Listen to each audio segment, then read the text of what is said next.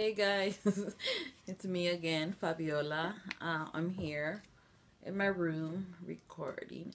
I just wanted to stop by, and chat a little about what's been going on in my life. Um, yeah, so that's what I wanted to talk about. I've been on the injury list for a while now. I know I've told you guys that I work with Lyft, and I have sciatica pain in my back on my left side, and it's been acting up.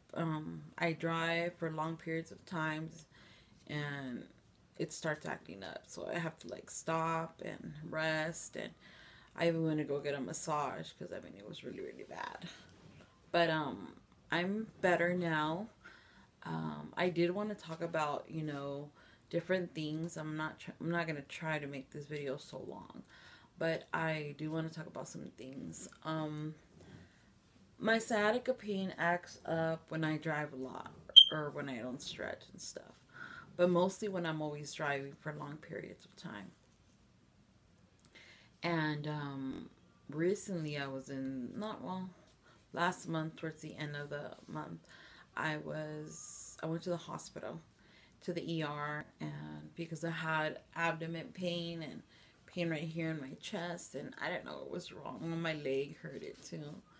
Turns out that if you don't want to hear this, just cut it right now because it gets a little grossed out, but it's okay. It's not that bad. I got constipated. I didn't know I was. Sometimes when you're driving, you have so much going on in your life. At least I sometimes just like it goes over my head. But I was constipated, and I got medication for it. Finally, everything went back to normal. But the thing is, why I wanted to say, or why would I mention this, was that sometimes when you're constipated and you're in a dialysis patient, one side is going to hurt because the tube is sucking more out of one side, because when you're constipated, it's all in one side. For example, when you're constipated, from what I heard, the nurses at the doctor told me, your left side is going to hurt more. Okay. Wait. I think it's, no, the right side. Yeah, the right side is going to hurt. And if you have the runs, the other side is going to hurt. Basically, that was the cause of all the pain I was feeling in my legs, and one of them. And then yeah, so they gave me medication, everything went down, pain went away. Turns out I got a little infection, and that's one thing I didn't know. When you get constipated, you could also catch an infection. You can also get peritonitis like that. I had no idea. Turns out, my fluid came out cloudy. If you're on peritoneal dialysis, when your fluid gets cloudy, it means you have an infection. Turns out I had an infection. They went to the dialysis clinic. They put on some, what is it called? What is it called? I forgot what's the medication they put in your tube. I forgot. But anyways, they put inside me. It lasted like a few hours. You have to put it on and leave it in, and then you take it out when you go back. You get connected in the night. Everything was fine. Everything worked out. So I got better from that. Then my sciatica started acting up. So basically, I went to go get x-rays. So I'm waiting for those x-rays. It's been a while. We'll see how that goes. I'm almost going back to school. I go back to school the 13th. Oh, my finger, I cut myself. It's fine. And yeah, I haven't worked in a while, but I plan to go back to work probably Monday or tonight. I'm not sure. I want to feel better before I leave to work. And yeah, I also, about the transplant center, I went on the transplant list. I already went. It's a whole committee that you have to go through. And I had the appointment. The last appointment I had to go see, it was a social worker. And everything's done. I need to take some of my siblings to say that they're going to be my caregivers, which they are. They got the whole information written down, so everything is going by smoothly now. And so I'm just waiting for the committee, to get together and, for them to give me a clearance if they're going to accept me to go on the transplant list or what. So I just went on Tuesday. I haven't heard news yet. So we'll see what happens with that.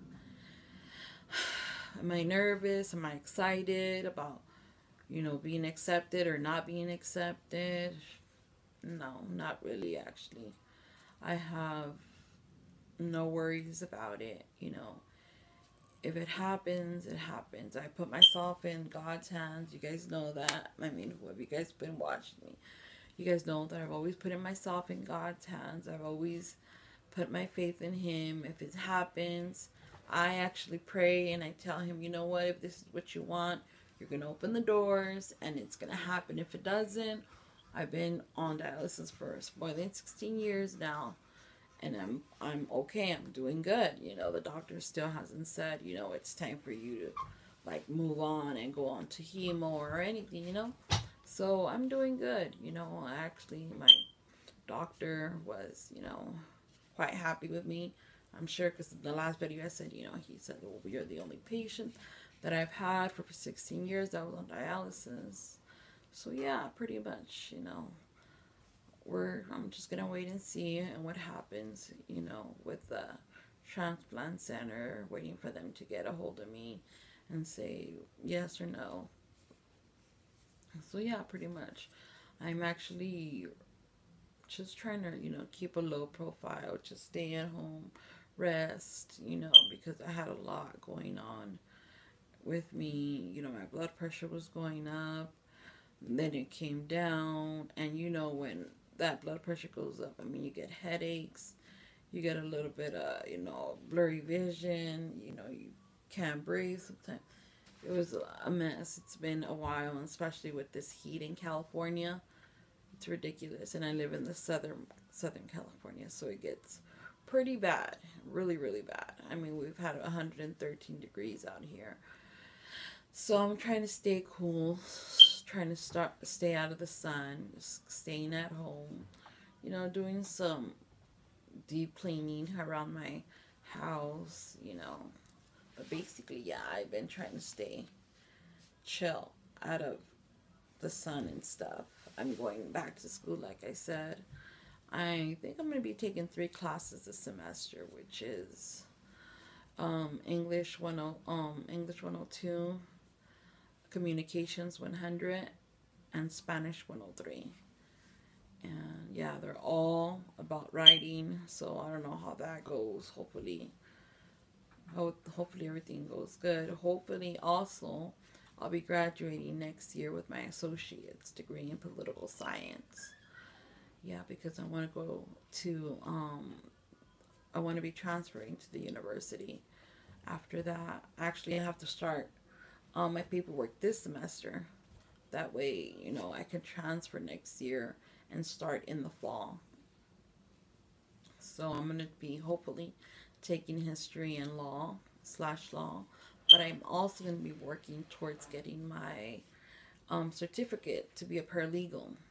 That way I could get started. I'm getting some experience trying to get an internship at a law office. Because obviously I want to go to law school. So I want to get familiar. Get involved. I have been involved with assembly people here where I live, and so I'm trying to get involved. That way I get the feel of the field. That way I'm not clueless to when I go into my transfer to the university and stuff. So yeah, pretty much that's a little of what's going on in my life right now. If you guys have any questions, please let me know. I'm actually just like relaxing. If you guys want to see, my hair is growing. Look at this thing. I mean, oh my gosh, it's like so big. I mean, right now it's not that. It's flat because we were combing it. But it's out, it's growing. It's growing. I'm not going to cut it anymore. I'm actually raw. Look at me. This is just me. And I'm not ashamed to show myself the way I am. Yes, I get ready. Yes, I get ready. And another thing, the reason I was going to tell, also, I was going to tell you guys, these marks that, they're like pigmentation, these dark pigmentation right here in my cheeks. Well, the reason why I have them is because I drink minoxidil. It's a blood pressure medication, and when you've been taking it for so long, it tells you that it's gonna give you dark spots in your face. And I've actually spoke to my doctor about it, and he said that he really doesn't want to change it because that's the medication that's worked for me best. We've have tried other medication. I also drink clotidine in the night. That's also for blood pressure medication. But it just, I mean, it gets me drowsy and I get sleepy, and I can't drink that during the day because I'll fall asleep. And when you go to school, you gotta stay up and clear headed. So yeah, I drink that at night. But yeah, so that's why I have these pigmentations in my face. I didn't have them before. I've been drinking that pill, I think, for like 3 years already, and I mean, it could, like, I mean, if I would have started earlier, you could see my face was lighter. But now with that pill, my face has gotten darker and a pigmentation. My sister told me about some things to do. I am doing them, but I'm gonna see if it works, and if it works, then I'll let you guys know. But right now, I think it just started like 2 days ago. Yeah. So I'll wait and see. If it works, I'll let you guys know what I'm doing. But yeah, pretty much that's it. You guys know I've been on dialysis for 15 years now. I'm now trying to get into the transplant to see if I get a transplant. We'll see. I'll let you guys know. I'll keep you guys updated about that. Um, yeah, I'm just gonna wait and see, and I'm gonna try to do. I know I've said this, but I'm gonna try to do more videos. Let you guys know what's going on. And if you guys are like struggling, ask me questions. I am more happy. I'm happy to answer you. Um, I've been through a lot. I was only a child when I started dialysis, and I had no one to speak to, at least my age, no one to speak to, or share, what's going on in my life or what I'm feeling. Or do you have the same feeling? Or maybe you don't know. Maybe, just anyone to share and ask, and that's what I'm here for. Let me know if you're struggling or if you're going through something. Just let me know, and I'll respond to your questions. Okay, it was nice talking to you guys, and I will see you guys probably tomorrow. Okay, I'll see you. Bye bye.